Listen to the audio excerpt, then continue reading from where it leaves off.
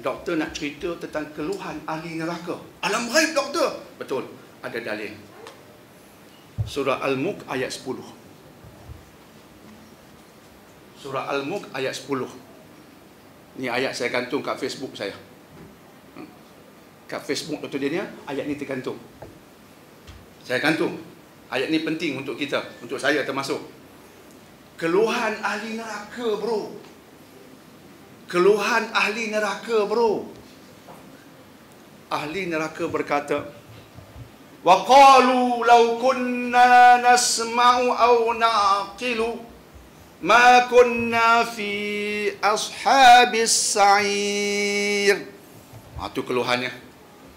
Al-Mulk ayat 10. Dan berkatalah ahli-ahli neraka.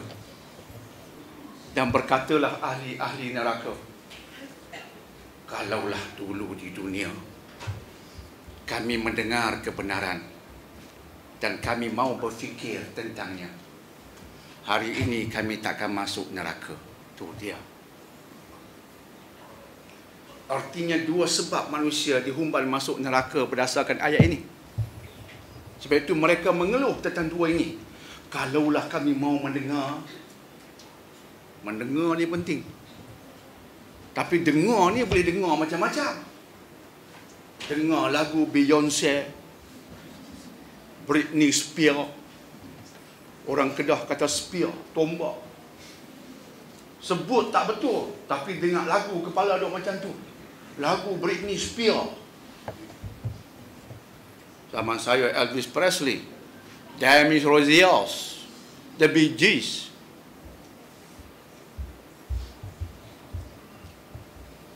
Tapi kita nak mendengar apa? Mendengar yang hak. Itu. Penyesalan ahli neraka ialah kami tak dengar kebenaran. Kalaulah dahulu nasma' wa qalu law kunna nasma'. Kalaulah dahulu kami mendengar kebenaran. Alhamdulillah hari ini kita berhimpun nak mendengar. Saya pun mendengar, tuan-tuan puan-puan pun mendengar. Nak mendengar apa? Nak mendengar benda baik. Berita baik berdasarkan Quran dan Sunnah. Ahli neraka mengeluh, dulu tak dengar. Kalaulah, ada kalau, rogi. Kalaulah kami mendengar dan nakil, lagi satu, nakil, melibatkan akal minda. Kalaulah dahulunya kami mendengar dan menggunakan akal, mau berfikir, mendengar dan berfikir tentang kebenaran, ma kunna fi ashabis sa'ir.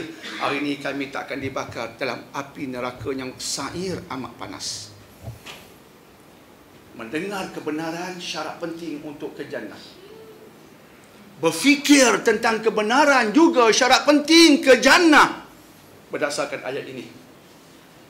Salah guna pendengaran, salah guna minda dan akal menyebabkan ahli neraka ke neraka. Berpandukan ayat yang sama.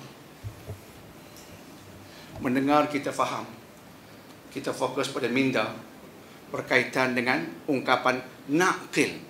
Kalaulah kami menggunakan akal minda, menampakkan minda penting untuk ke jannah. Dan minda penting sebab dia tempat ilmu bersinar dan berkembang. Itu aset agung kita.